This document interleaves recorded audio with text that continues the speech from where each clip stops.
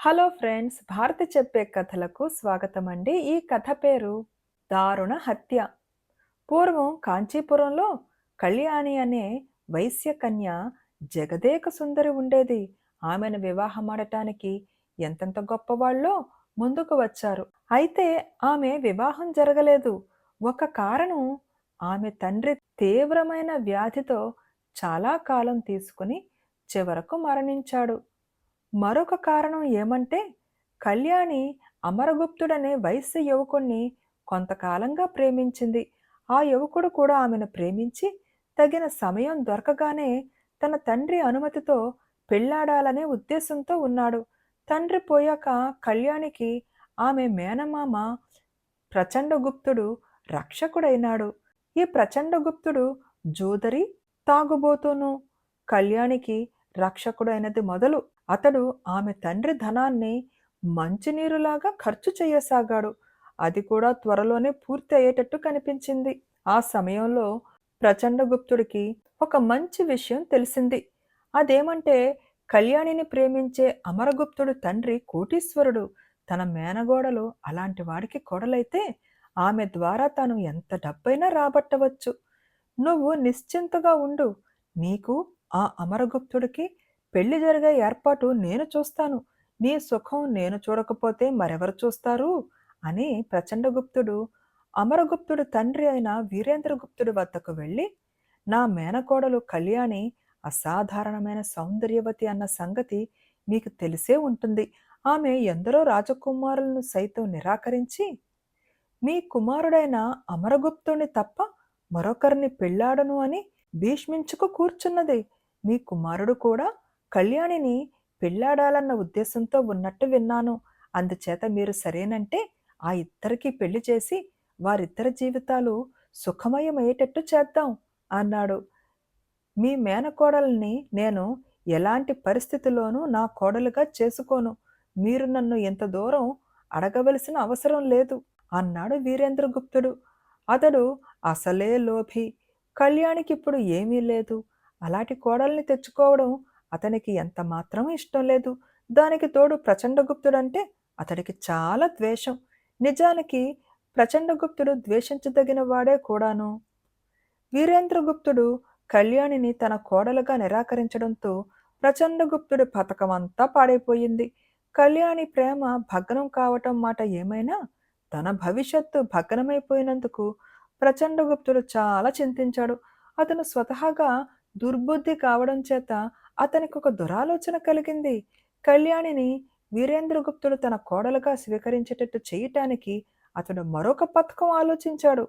ఈ పథకం కొనసాగాలంటే కళ్యాణి తోడ్పాటు తనకు అవసరం. అందుచేత ప్రచండుడు కళ్యాణితో రహస్యంగా ఇలా అన్నాడు, చూడు కళ్యాణి, ఆ వీరేంద్రగుప్తుడు నిన్ను తన కొడుకు చేసుకోననేసి నీ ఆశలన్నీ నీట గలిపేశాడు.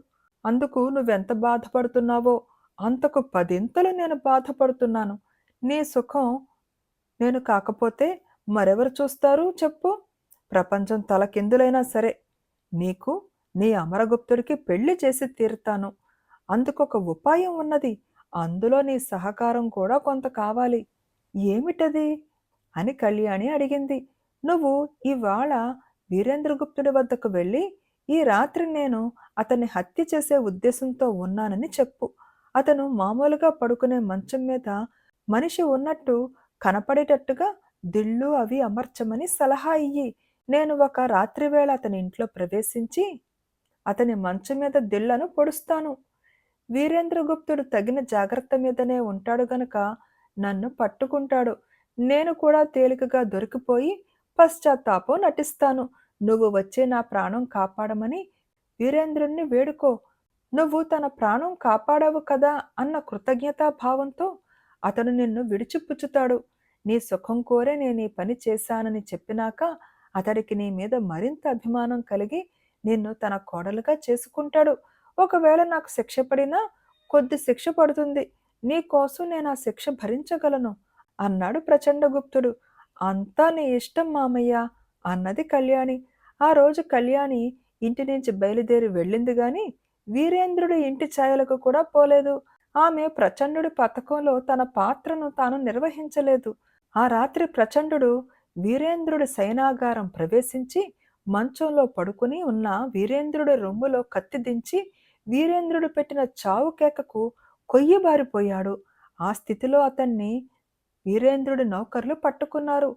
తరువాత రాజుగారు ప్రచండుణ్ణి విచారణ చేసి హత్యా నేరానికి అతనికి మరణదండన విధించాడు. విచారణ సమయంలో ప్రచండు తాను తన మేనగోడలతో చెప్పిన ఆలోచన బయట పెట్టలేదు. దాన్ని ఎవరూ నమ్మరని అతడికి తెలుసు. తరువాత కళ్యాణికి అమరగుప్తుడికి వివాహం జరిగింది. బేతాళుడు ఈ కథ చెప్పి, రాజా, నాకొక సందేహం. కళ్యాణి వీరేంద్రగుప్తుణ్ణి ఎందుకు హెచ్చరించలేదు? వీరేంద్రుడి చావుకు ఆమె కారకురాలు కాలేదా? ఈ సందేహానికి సమాధానం తెలిసి కూడా చెప్పకపోయావో నీ తల పగిలిపోతుందని అన్నాడు. దానికి విక్రమార్కుడు, ప్రచండుడు వేసిన పథకం దుష్టమైనది కాకపోలేదు. అటువంటి పద్ధతిలో ఆమె తాను ప్రేమించిన వాణ్ణి పెళ్లాడగోరినట్టయితే ఆమె అమరగుప్తుడితో కలిసి ఎన్ని రకాల పథకాలైనా వేసి ఉండను. అదే కాక ప్రచండుడి పథకం ద్వారా వీరేంద్రుడు మనసు మారుతుందన్నది ప్రచండుడి భ్రమ. వీరేంద్రుడు లోభి, ప్రచండుణ్ణి ద్వేషిస్తున్నవాడు. అతనికి కళ్యాణి పట్ల ఎలాంటి దురభిప్రాయమూ లేదు. ప్రచండుడి పథకం పారినంత మాత్రాన అతడికి గల అభ్యంతరాలేమీ తొలగవు. పైపెచ్చు ప్రచండుడి పట్ల ద్వేషభావం మరింత అధికమవుతుంది. అందుచేత ఆమె ఆ పథకంలో పాల్గొనలేదు. అందువల్ల ఆమెకు పూర్తిగా లాభం కలిగింది. తన ద్వారా డబ్బు సంపాదించుదామని చూసిన మేనమామ, తనను కోడలుగా చేసుకోనని శపథం చేసిన మామ కూడా తొలగిపోయారు అని అన్నాడు. రాజుకు ఈ విధంగా మౌనభంగం కలగగానే బేతాళుడు శవంతో సహా మాయమై తిరిగి చెట్టెక్కాడు.